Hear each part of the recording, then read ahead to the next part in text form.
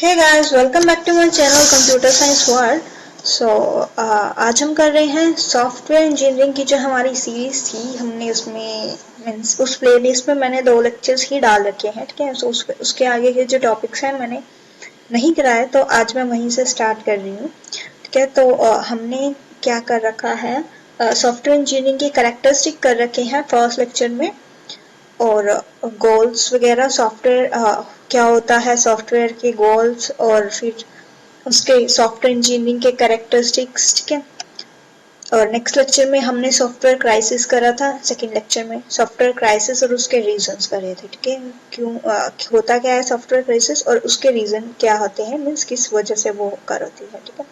तो ये 2 लेक्चर हम कर चुके हैं, ठीक है। तो सॉफ्टवेयर इंजीनियरिंग के प्लेलिस्ट में आप जाके चेक कर सकते हैं स्टार्टिंग से, ठीक है। तो आज ये हमारा 3rd लेक्चर रहेगा सॉफ्टवेयर इंजीनियरिंग का, जिसमें हम सॉफ्टवेयर इंजीनियरिंग क्या होती है ये देखेंगे, उसके एलिमेंट्स कौन कौन से हैं वो देखेंगे, और साथ में सॉफ्टवेयर इंजीनियरिंग के गोल्स देखेंगे, ठीक है। क्या क्या उसके गोल होते हैं, क्या क्या वो प्रोवाइड कर, मीन्स एक गुड सॉफ्टवेयर को क्या क्या प्रोवाइड करना चाहिए, ओके। तो हम स्टार्ट करते हैं guys. Software engineering is a discipline whose aim is the production of fault-free software that satisfies the user need and that is delivered on time and within budget. तो software engineering क्या है, किसे कह सकते हैं हम, सॉफ्टवेयर इंजीनियरिंग मीन्स सॉफ्टवेयर को बनाना, उसको इंजीनियर करना, ओके। तो उसमें होता क्या क्या है, it is a discipline whose aim is the production of fault free software. तो यहाँ पे वो क्या कह रहा है ऑथर कि ये क्या है, एक डिसिप्लिन है जिसका एम क्या है, एक फॉल्ट फ्री सॉफ्टवेयर को प्रोड्यूस करना जो यूजर की जो नीड है उसको फुलफिल करती हो, ठीक है। मीन्स यूजर को जैसा सॉफ्टवेयर चाहिए वैसा ही वो हो, ठीक है, उसकी यूजर की सारी नीड्स फुलफिल्ड हो, और साथ ही साथ वो टाइम पे डिलीवर होना चाहिए। एंड थर्ड थिंग इज वो कॉस्ट भी हम चेक करते हैं कि वो बजट में है या नहीं है, जो यूजर ने, जो क्लाइंट ने बजट प्रोवाइड किया है वो विद इन द बजट है या नहीं है। So that is software engineering, okay. Now elements of software engineering, first है हमारा मेथड। ए मेथड क्या होता है, a method is a procedure for producing some result, ठीक है। जैसे हम सॉफ्टवेयर डेवलप करते हैं तो हम कुछ रूल्स, कुछ मेथड्स फॉलो करते हैं, कुछ प्रोसीजर फॉलो करते हैं, ताकि हम मीन्स हमारी जो प्रॉब्लम है, हमने जो सॉफ्टवेयर बनाना है उस मीन्स वो कैसे डेवलप होगा, तो उसको सक्सेसफुली उस एंड तक पहुंचने के लिए तो हम कुछ रूल्स, कुछ मेथड फॉलो करते हैं, that will be our methods, okay. So a method is a procedure for producing some results, okay. Next element क्या है सॉफ्टवेयर इंजीनियरिंग का, procedure. So what is procedure here? A procedure is a combination of tools or method to produce a particular product, ठीक है। Producer क्या है, combination है किसका, tools, ठीक है। फर्स्ट हमने रूल्स क्या क्या यूज करे वो था, मीन्स मेथड था।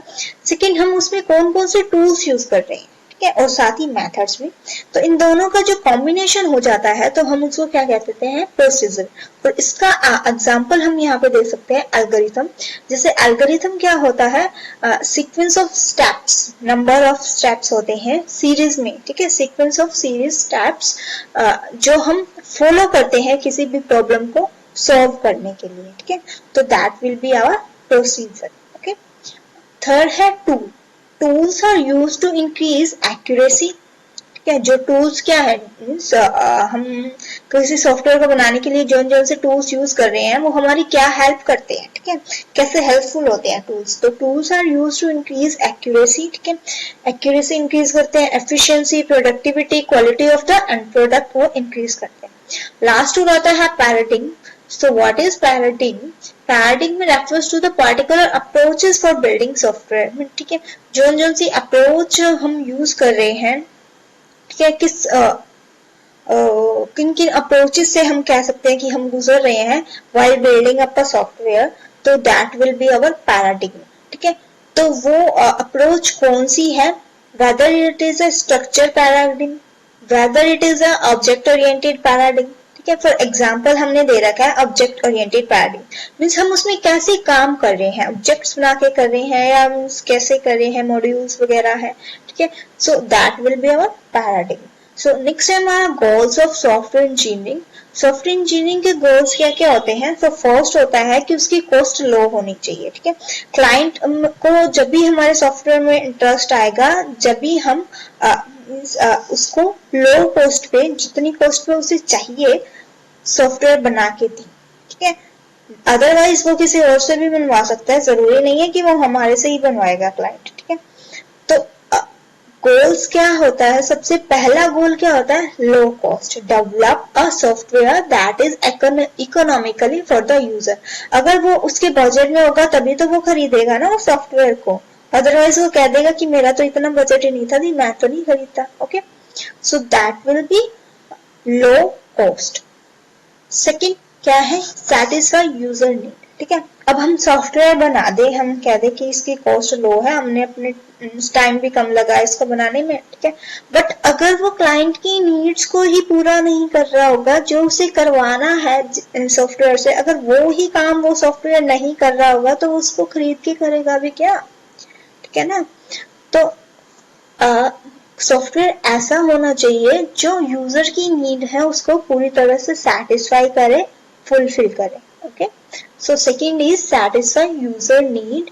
Develop software that satisfies the need of the user. Okay. Next है डिलीवर ऑन टाइम. ठीक है. हमें टाइम का ध्यान में रखना होता है कि जब यूजर को सॉफ्टवेयर की रिक्वायरमेंट है, ठीक है, तो हमें उसे उसी टाइम पे डिलीवर करना होता है. ठीक है. जितना टाइम उसने हमें दिया है. तो third will be deliver on time. Fourth क्या है. High quality. Improve the quality of software products at all levels. ठीक है. उसकी क्वालिटी भी अच्छी होनी चाहिए. फिफ्थ है increase the productivity. Software engineering tools and techniques improve the productivity of software developers. उसमें जो टूल्स और टेक्निक्स यूज कर रहे हैं वो हम हेल्पफुल होने चाहिए सॉफ्टवेयर की प्रोडक्टिविटी को इंक्रीज करने में. ठीक है. नेक्स्ट है हमारा reliability. So what is reliability. Reliability is a measure of software ability to respond predictively under normal condition. ठीक है. In other words we can say software meets user requirements. तो रिलायबिलिटी से यहाँ पे क्या मतलब है कि जैसे यूजर को कोई भी काम करवाना है तो वो उस सॉफ्टवेयर को फटाफट से रिस्पॉन्ड, उसकी एबिलिटी रिस्पॉन्ड करने की अच्छी होनी चाहिए नॉर्मल कंडीशन के अंदर. ठीक है. अदर वर्ड्स में हम ये भी कह सकते हैं कि वो यूजर की जो रिक्वायरमेंट्स है उसको फुलफिल करता हुआ होना चाहिए. ठीक है. रिस्पॉन्डिंग जो है उसकी अच्छी होनी चाहिए. ओके. सेवंथ है एफिशिएंसी. एफिशिएंसी में वही आता है हमारा response time and memory requirement should be minimum. ठीक है. उसको स्टोर करने की सॉफ्टवेयर का जो हम कह सकते हैं मेमोरी रिक्वायरमेंट, स्टोर करने का स्पेस जो होता है उसको वो मिनिमम होना चाहिए और उसका थ्रूपुट जो है, आउटपुट जो है वो हाई होना चाहिए. ठीक है. नेक्स्ट है हमारा मेंटेनेबिलिटी. अब मेंटेनेबिलिटी से क्या मतलब है यहाँ पे. The capability of to be modified for purpose of making correction, improvements और एडप्शन. ठीक है. टाइम टू टाइम हमें सॉफ्टवेयर को अपडेट करना पड़ता है, मॉडिफाई करना पड़ता है. तो उसमें जो हमें करेक्शन करनी पड़ती है, इम्प्रूवमेंट्स करनी पड़ती है, वो क्या होना चाहिए. थोड़ा मेंटेनेबल होना चाहिए ताकि हमें उसे दोबारा ना बनाना पड़े फिर से सारी चीजें, तो हम उसी को ही फिर से मॉडिफाई कर सके. ठीक है. तो दैट विल बी मेंटेनेबिलिटी. वो मेंटेनेबिलिटी होनी चाहिए उसमें सॉफ्टवेयर में. okay? Next है portability. So what is portability? Being able to move software from one machine platform to another. ठीक है. अब सॉफ्टवेयर ऐसा होना चाहिए जो पोर्टेबल होना चाहिए. मीन्स हर एक एनवायरनमेंट के अंदर रन करना चाहिए कि एक सिस्टम में रन कर रहा है या एक प्लेटफॉर्म पे रन कर रहा है तो वो दूसरे प्लेटफॉर्म पे भी रन होना चाहिए. ठीक है. और उसे हम ऐसा होना चाहिए ताकि हम उसको ट्रांसफर और मूव कर सकते हैं एक प्लेटफॉर्म से दूसरे प्लेटफॉर्म के अंदर, एक सिस्टम से दूसरे सिस्टम के अंदर. Okay. So that is what is software engineering and the goals of the software engineering. Okay guys, I hope you understand all the topics clearly, but if you have any doubt ask me in the comment section. I will reply you, and if you want video or lectures on any other topics or any other subjects then ask me in the comment section. I will provide you. Thank you guys. Please subscribe the channel, like the video and share it with your friends. Thank you all. And जो next topic हमारा होने वाला है that will be software process model.